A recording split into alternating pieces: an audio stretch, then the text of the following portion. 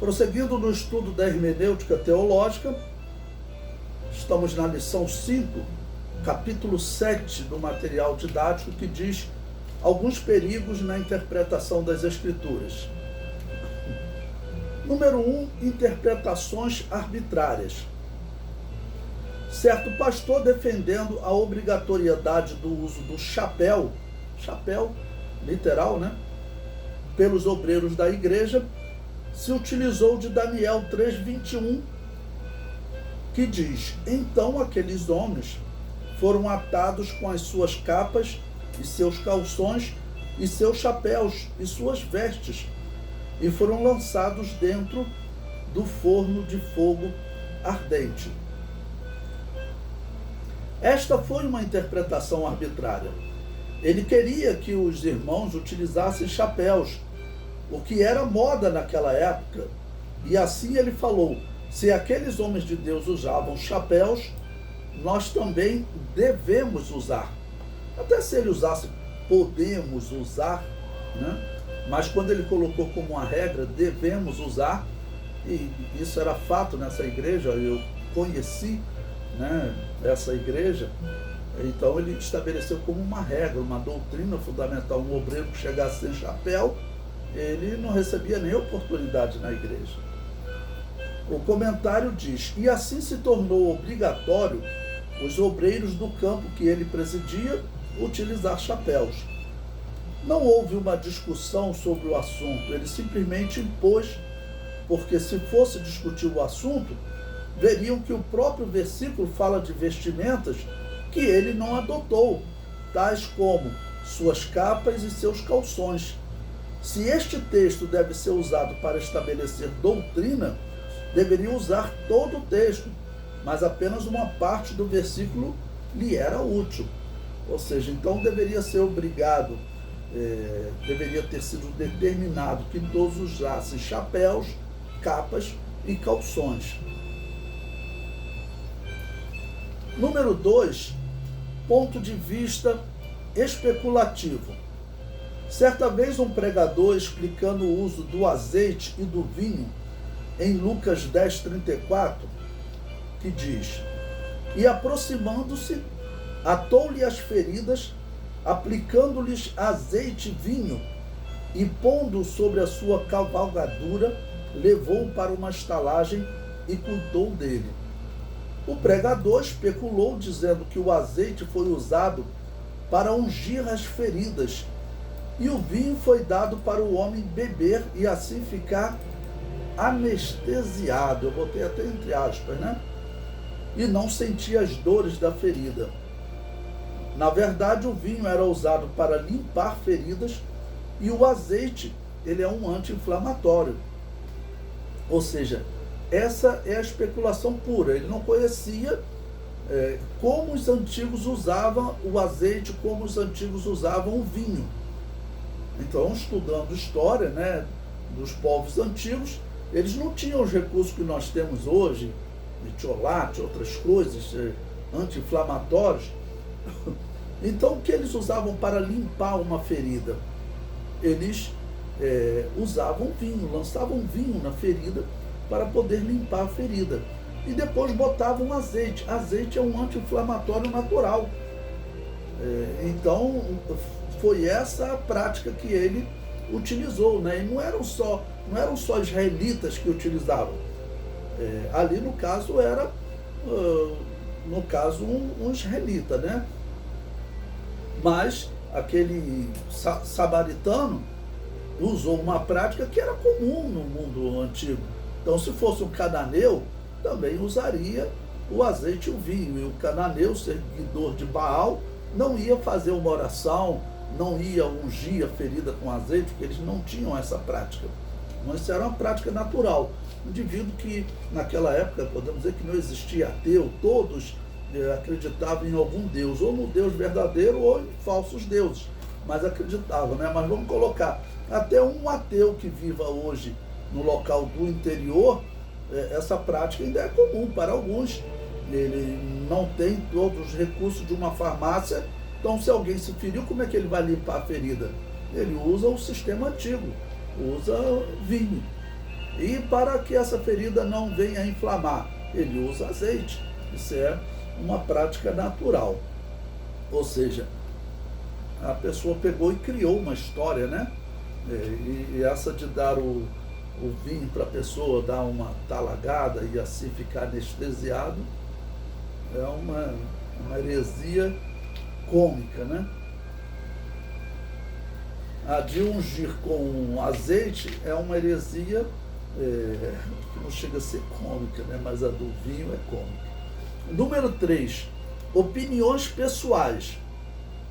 Bom, eu coloco aí um texto, né, do livro A Águia e a Galinha, de Leonardo Boff, que diz o seguinte: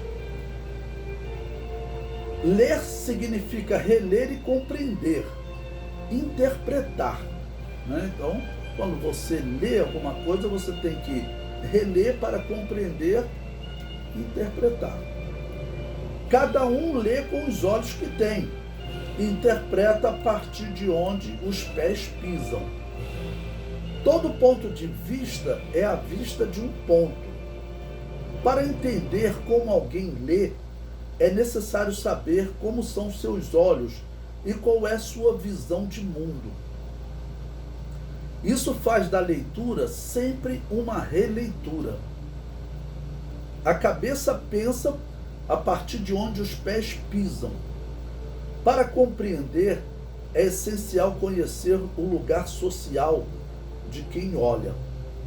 Vale dizer como alguém vive, como alguém convive, como alguém vive, com quem convive, que experiências tem, em que trabalha, que desejos alimenta, como assume os dramas da vida e da morte e que esperanças o animam. Isso faz da compreensão sempre uma interpretação. Sendo assim, fica evidente que cada leitor é coautor, porque cada um lê e relê com os olhos que tem, porque compreende e interpreta a partir do mundo em que habita. Até o exemplo cômico anterior pode ser aplicado, né? Talvez aquela pessoa vinha de uma situação que as pessoas, em determinado estado de dor, eles davam um álcool para a pessoa poder beber, para ela ficar, como diz, entre aspas, anestesiada. Agora volte à leitura, né? Na segunda linha já disse, cada um lê com os olhos que tem. O que significa? Olhos aqui está dizendo com a experiência de vida dele, com o mundo que ele viveu, o tipo de educação que ele recebeu. E claro, nós somos formados pela educação que nós recebemos. Graças a Deus, eu fui criado na Assembleia de Deus, recebi uma educação cristã verdadeira, com suas limitações que uma igreja cristã pode ter, né, dos seus obreiros, mas graças a Deus eu não fui formado numa seita. Talvez fosse formado numa seita, eu talvez ainda estivesse naquele engano lá até hoje, ok? Graças a Deus eu já recebi um tipo de educação de acordo com a Bíblia. Agora, cada pessoa ela poderá ter, por exemplo, uma influência mesmo dentro da doutrina verdadeira. Então vejamos um exemplo. Na doutrina verdadeira, uma pessoa, por exemplo, que fosse evangelizar os astecas e fosse falar de algo precioso para os astecas não entendiam de preciosidade, por exemplo, tendo ouro.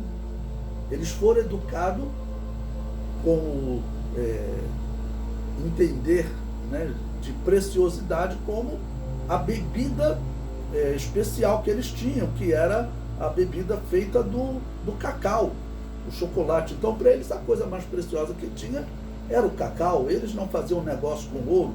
Eles pegavam ouro, eles faziam uma camisa de ouro. Né? Então, cada um lê com os olhos que tem. Então, sendo assim, por exemplo, o Apocalipse é escrito para ele, as ruas da Nova Jerusalém não seriam de ouro, seriam de sementes de cacau. Então, por exemplo, um asteca que pegasse a Bíblia, ele olharia, poxa, lá na Nova Jerusalém, na eternidade, não tem nada de precioso, ninguém falou em semente de cacau, só tem esse tal de ouro aí que pra gente não serve de nada, ok?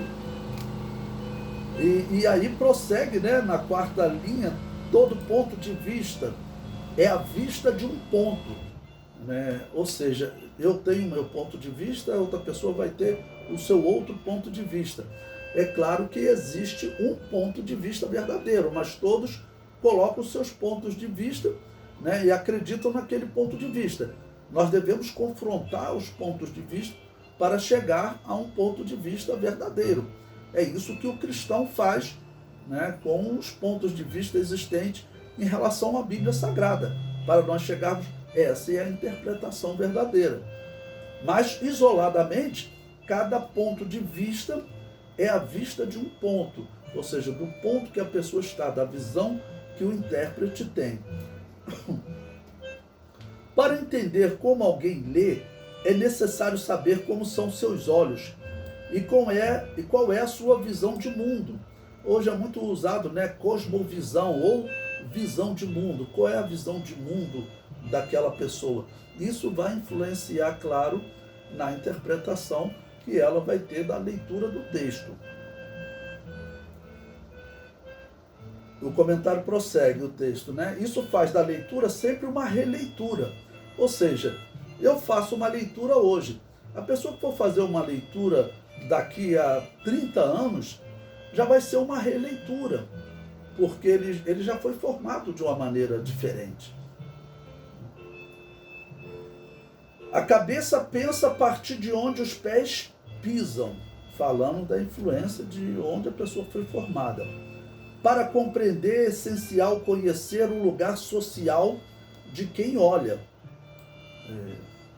Então, até no mundo atual, pessoa que vive ou na Europa ou nos Estados Unidos, a pessoa que vive no Brasil, depende, né? Eu ia falar de Europa, Estados Unidos, África, mas vamos falar no Brasil, às vezes a visão de um nordestino é diferente da visão de um gaúcho, tá bom? Aí o texto prossegue, vale dizer como alguém vive, com quem convive, que experiências tem, em que trabalha, que desejos alimenta, como assume os dramas da vida e da morte e que esperanças o animam. Né? Ou seja, tudo isso, isso faz da compreensão sempre uma interpretação. E vamos dizer, com quem convive, ou com o tempo em que a pessoa vive. Eu sempre digo que nós estamos vivendo um tempo que nós somos extremamente privilegiados. Nós vimos o cumprimento da profecia que dizia que Israel voltaria para a terra de Canaã. Nós estamos vendo cumprimento da profecia, eles estão perto de começar a reconstrução do templo. Há 50 anos, os cristãos não tinham essa visão de que eles vão começar a construir o templo como está ocorrendo agora, nesse momento. Há 100 anos não havia expectativa de Israel ter uma terra para ele. Então, o tempo que nós estamos vivendo, tudo isso, de alguma maneira, ele diz, alimenta a nossa interpretação. Sendo assim, fica evidente que cada leitor é coautor, porque cada um lê e relê com os olhos que tem, porque compreende e interpreta a partir do mundo em que habita. E aí o comentário diz, este texto nos alerta para que a interpretação seja uma busca pelo mundo que o autor vivia. Né? Ou seja, quando o apóstolo Paulo escreveu, quando Pedro, quando Moisés, nós buscarmos entender o mundo que ele vivia, e claro, acima de tudo, né, a vontade de Deus. A vontade de Deus é a mesma nos dias de Moisés, nos dias de Paulo, nos nossos dias. Mas cada um tem uma escrita de acordo com o seu tempo. Lembro-me de uma reunião de pastores que participei e um ministro leu Provérbios 22, 28, na versão atualizada da Sociedade Bíblica Brasileira, que dizia, não removas os marcos antigos que puseram teus pais. Baseado neste texto, ele afirmou que estes marcos antigos são os costumes e tradições que as igrejas estão deixando de lado. Ora, eu concordo que o texto citado deve ter uma interpretação aplicando aos nossos dias, mas não posso concordar que o marco do cristianismo, lembrando que marco representa os limites de uma terra, sejam os costumes. Sabemos que o marco do cristianismo é formado de doutrinas que são dogmas, ou seja, doutrinas essenciais, tais como Jesus nasceu de uma virgem, Jesus viveu sem pecado, Jesus morreu na cruz sendo inocente, Jesus ressuscitou e subiu aos céus. Essas doutrinas são marco, ou seja, aquilo que delimita ou que separa o cristianismo das outras religiões. Então, o uso desse texto foi uma opinião pessoal, porque, claro, quando você vai estudar o significado de um marco, quando Josué distribuiu as terras, claro, cada um colocava lá uma pedra, até aqui pertence a tribo tal, e aqui nessas divisões a família A, a família B, dentro dessa tribo. E eles colocavam marcos que separavam. Então, marco é isso, é uma doutrina fundamental, é um dogma do cristianismo. Esses são o marco do cristianismo, né? Número 4. Não existe dom do Espírito Santo para interpretação infalível. Bom, aqui é um alerta para dizer o seguinte: quando eu vou interpretar as Escrituras, nós temos a ajuda do Espírito Santo, mas a ajuda do Espírito Santo não é determinante. Por quê? Porque nós temos homens de Deus, que o homem de Deus A interpreta de uma maneira, o homem de Deus B interpreta de outra maneira. O apóstolo Pedro era um homem de Deus, mas ele interpretou de forma errada o sofrimento do Messias. Ele achava que isso não aconteceria, mesmo ele sendo um homem de Deus.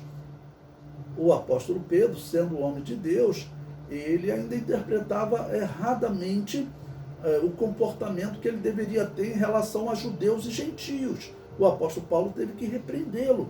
Isso acontece ainda nos dias de hoje. Homens de Deus, pessoas que vão habitar no céu, ok? Um interpreta de uma maneira, outro interpreta de outra maneira. Então, o Espírito Santo nos auxilia, mas nós temos que nos dedicar para nós não cairmos no erro de interpretação. Ou seja, nós temos algo de humano. Nós temos algo de humano na hora de interpretar um texto. Então, observe, a Bíblia fala em dons para ensinar. A palavra da ciência é a palavra da sabedoria, né?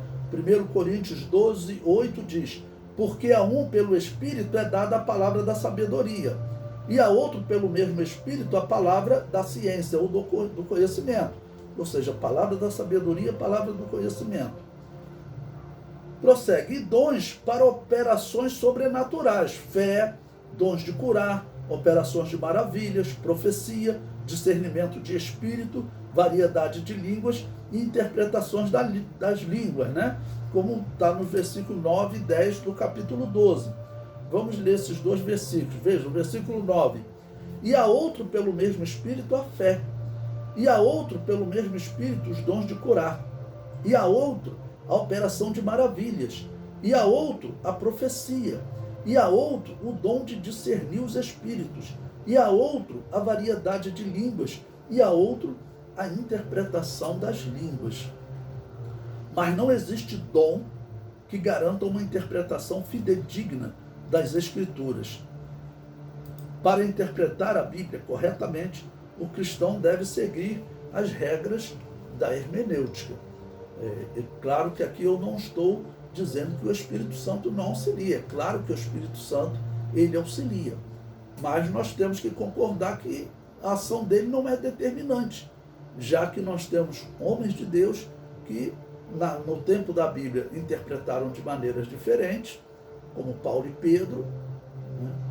O exemplo de como se comportar em relação aos gentios, e também nos dias de hoje, quando nós observamos nos professores de escola dominical, nos púlpitos, em nossas igrejas, cristãos autênticos Porque às vezes tem interpretações diferentes de um mesmo ponto, né? Nós só não podemos diferir naquelas doutrinas fundamentais, nos dogmas do cristianismo. Porém, em doutrinas e interpretações como quem são as duas testemunhas do Apocalipse? Aí alguns olham para o texto e veem Moisés e Elias. Outros veem Elias e Enoque. Outros veem dois rabinos, né, que estariam aqui durante a grande tribulação e Deus os faria crer que Jesus é o Messias. Então, são homens de Deus, mas que têm interpretações diferentes. Número 5. Incapacidade crítica. Certa vez, lecionando o Antigo Testamento, cheguei ao capítulo que estuda o período da inocência, ou seja, o período que Adão e Eva ainda não haviam pecado. E comentando sobre este ponto, uma aluna me questionou se eles tinham relações sexuais. Eu disse que havia uma ordem de Deus para eles crescerem e se multiplicarem. Logo, eles deveriam ter relações sexuais. Uma outra aluna discordou. Ela disse: eu aprendi há 30 anos atrás que eles não tinham relações sexuais porque eram puros. E meus líderes antigos disseram que eu não deveria deixar os primeiros ensinos. Eu tentei fazer com que ela comparasse o ensino do antigo líder dela com a ordem de Deus para crescer e multiplicar. Mas ela simplesmente se recusava a fazer uma crítica, a comparar o ensino do antigo líder com a Bíblia. Esse é um erro grave, né? Nós não estamos tratando aqui de uma doutrina fundamental, uma questão pequena. Para um antigo líder dela, ter relações sexuais é uma impureza, porque foi o que ele falou para ela. Eles eram puros, então eles não tinham relações sexuais. Só que eu mostrei para ela que mesmo antes deles pecarem, quando Deus os criou, a Bíblia diz que Deus lhes deu uma ordem: crescer e multiplicai. Na época eu ainda falei assim, né, brincando com ela, falei, na época não havia inseminação artificial, então não existe impureza no sexo entre um casal, né? Aqueles casados legitimamente no Senhor, eles eram casados, então não havia impureza, mas ela realmente não concordou. Bom, quando nós recebemos o ensino de alguém, o que nós temos que fazer? Nós temos que ter um senso crítico. O apóstolo Paulo disse: examinai tudo e retende o bem.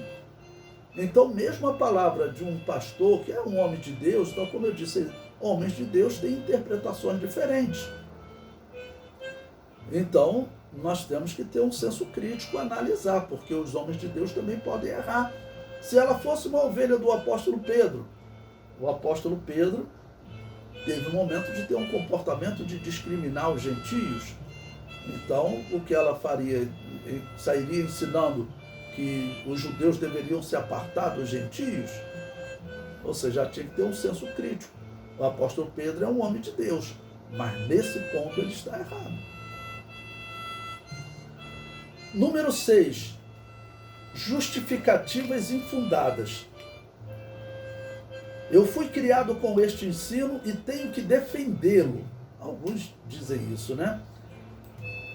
E aí o material didático diz: isto está errado. Quantas vezes ouvi diversos pregadores dizerem: está escrito, de 1000 passará, mas a 2000 não chegará. Eu ouvi isso em nossas igrejas. O comentário prossegue: eu rejeitei esse ensino quando comecei a estudar a Bíblia e ver que isso sequer estava escrito. Logo, a interpretação de que a igreja seria arrebatada antes do ano 2000 era infundada, ou seja, sem fundamento bíblico. A Bíblia, ela nunca estabeleceu esse calendário, né, como uma regra. Na verdade, nós não sabemos com precisão nem o ano que nós estamos. Alguns assumem que o nosso calendário tem um erro de 4 anos, nós estaríamos, então, em vez de 2021, estaríamos no ano 2025. porque Jesus teria nascido 4 anos antes do que foi estabelecido como o início da era cristã. Mas alguns acham que foram 5, 6, até 7 anos antes. Então, que ano nós estaríamos? Nós não sabemos. Mas essa era uma lenda que provavelmente veio de profecia de Nostradamus. Alguém falou e outro foi reproduzindo, e isso se tornou comum no nosso meio. Número 7. Interpretações tradicionais. Muitos pregadores misturam a doutrina bíblica com interpretações ligadas a tradições. Um exemplo é o ensino pregado por muitos para 2 Coríntios 11:14. Não é maravilha, porque o próprio Satanás se transfigura em anjo de luz. Já vi pregadores e professores respeitados dizerem que para sabermos se o anjo que aparece para nós é de Deus ou é um anjo de Satanás transfigurado em anjo de luz, basta olhar para o pé dele. Se o pé for redondo ou o pé dele for de pato, será um anjo de Satanás. Veja essa interpretação. Vem de tradições nordestinas ligadas à noite de São João e a um suposto anjo que aparece à meia-noite para atender os pedidos dos participantes. Não deve ser usada para interpretar a Bíblia. Ou seja, era uma tradição, algo ligado ao paganismo nordestino, porque eles diziam, até hoje eles dizem isso, né? Que na noite de São João você deve fazer um pedido. Então, por exemplo, quero aprender a tocar violão. Naquela noite você vai aprender a tocar violão. Você deve ir com o violão para baixo de uma bananeira, ficar lá esperando e virar um anjo que ele vai te ajudar a tocar violão. Mas tinha a tradição de cuidado, porque pode vir um anjo do mal e vai te ensinar tudo errado. E como identificar que é um anjo do mal ou um anjo do bem? Você olha para o pé dele. Se o pé for de pato ou pé redondo, esse é um anjo do mal. Não deixa ele te ensinar a tocar violão, não. E aí as pessoas acabaram usando isso como regra, né? Então isso são lendas que o cristão tem que deixar de lado.